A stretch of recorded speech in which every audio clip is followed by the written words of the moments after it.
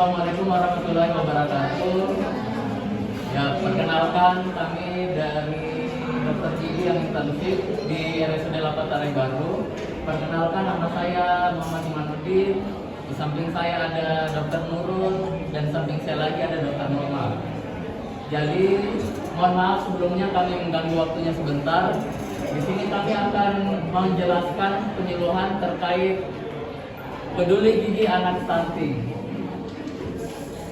Sebelum saya memulai ke bagian utamanya, peduli gigi anak stunting, kita dulu harus tahu apa itu karies gigi.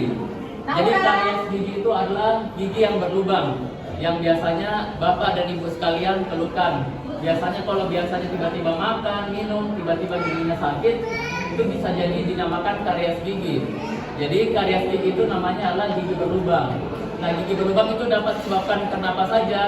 Yang pertama, bisa jadi karena jarang menyikat gigi.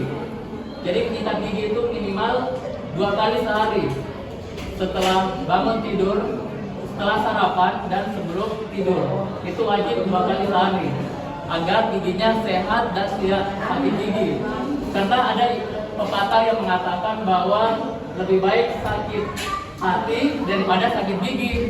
Karena memang sakit gigi itu sampai nggak bisa tidur. Oke. Jadi gigi berlubang itu nanti banyaklah pengaruhnya. Bisa jadi nanti sakit gigi, lama-kelamaan giginya dicabut. Kalau giginya dicabut, nanti nggak ada giginya. Kalau tidak ada giginya, kita tidak bisa makan. Nah, setelah itu,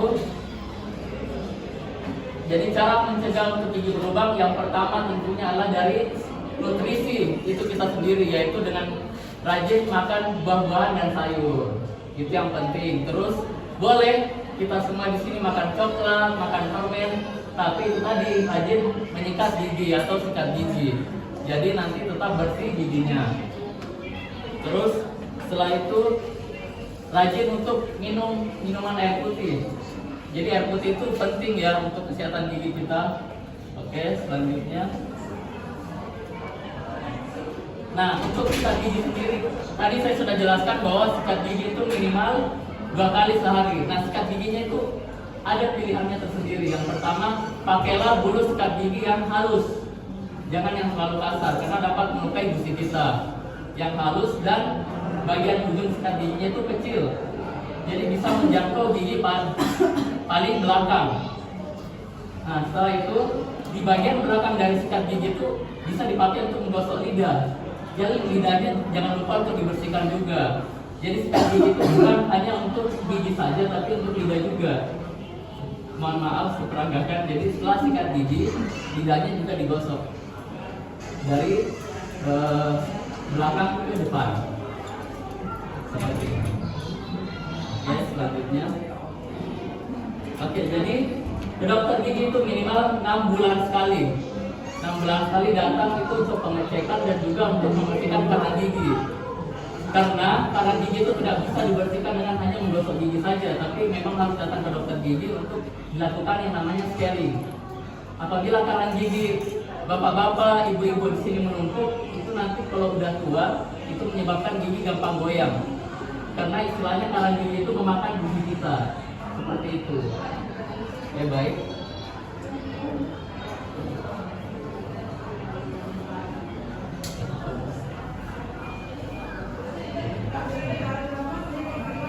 Oke, baik. Selanjutnya akan dilanjutkan oleh Dr. Nurma.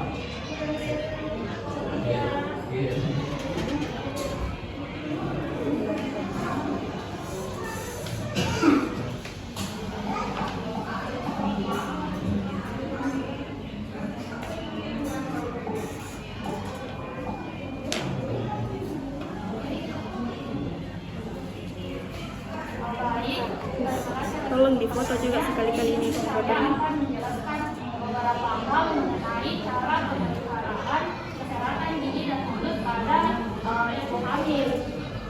Di mana kita ketahui bahwa kalau pada awal trimester itu biasanya terjadi sakit gigi atau biasa terjadi radang putih, juga gigi berlubang,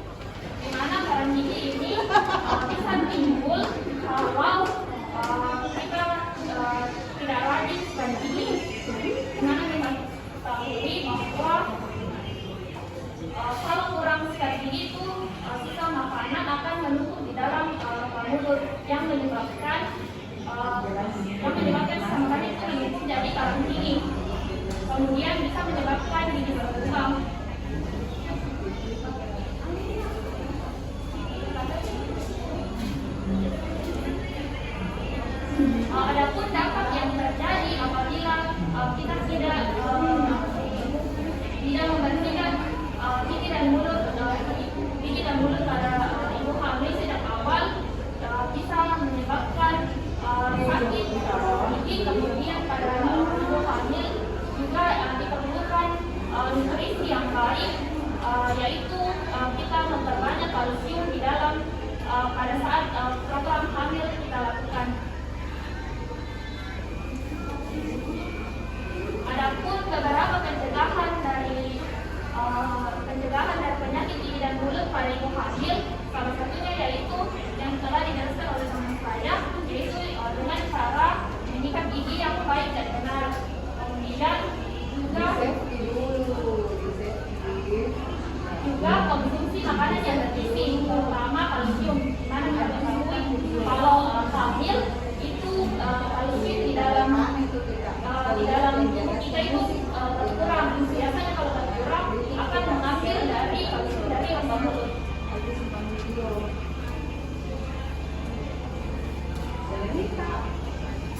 Adapun perawatan yang paling baik pada ibu hamil itu pada trimester 2, di mana antara bulan ke-3 sampai bulan ke-6 itu trimester yang paling baik untuk dilakukan perawatan gigi dan mulut. Mengapa pada trimester 1 dan 3 itu tidak disarankan untuk perawatan gigi dan mulut? Dikarenakan pada trimester 1 awal kehamilan itu karena ditakutkan pada trimester pertama itu tumbuh kembang bayi dalam tubuh itu masih berkembang. Kemudian untuk trimester 3 tidak disarankan untuk perawatan gigi dan mulut karena ditakutkan pada saat melahirkan itu tumbuh dan kembangnya bayi bisa prematur. Terima kasih. Kemudian akan dilanjutkan untuk peran strategi yang baik dan benar pada anak-anak.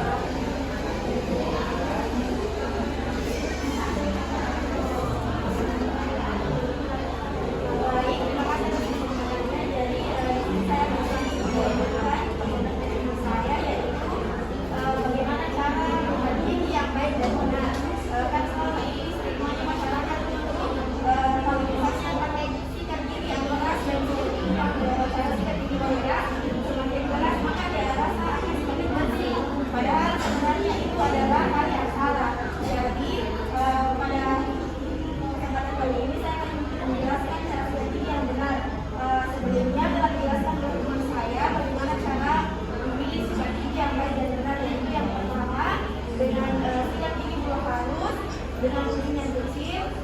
Kemudian selanjutnya untuk dalam sikat giginya yang pertama yang perlu kita ketahui yaitu kita menyikat bagian depan dan menggerakkan bulat-bulat. Karena selama ini ibu dan bapak pasti kalau menyikat gigi begini saja. Nah, sebenarnya itu adalah cara yang salah. Jadi cara benarnya adalah dilakukan dengan gerakan memutar seperti di film yang Filipin. Selanjutnya untuk bagian kiri dan kanan dilakukan dengan gerakan melintang juga supaya bulu sikatnya itu menjangkau keseluruhan dari gigi sendiri.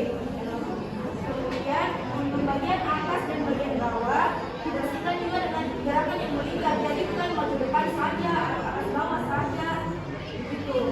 Kemudian hal yang perlu saya sampaikan adalah menyikat gigi tidak perlu keras-keras karena hal ini bisa melukai gusi yang pertama.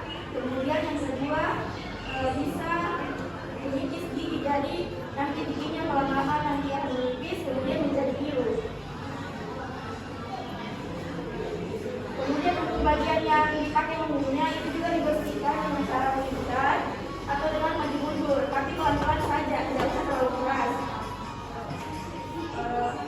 Mungkin itu dari saya.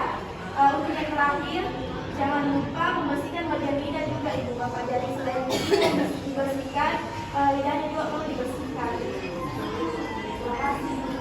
Baik, terima kasih itulah presentasi dari kami bertiga. Mungkin dari bapak ibu sekalian apabila ada yang ingin bertanya boleh sekali. Kalau misalnya ingin bertanya, oke, apabila tidak ada, mungkin nanti kalau misalnya ke klinik gigi mau bertanya-tanya seputar gigi dan mulut, pemeriksaan gigi dan mulut, langsung bisa ditanyakan ke kami, itu ke dokternya atau perawatnya juga bisa. Baik, sekian dari kami. Apabila ada jarum yang patah yang dimasukkan dalam hati, apabila ada salah-salah kata yang dimasukkan dalam hati. Sekian dan terima kasih. Assalamualaikum warahmatullahi wabarakatuh. Terima kasih.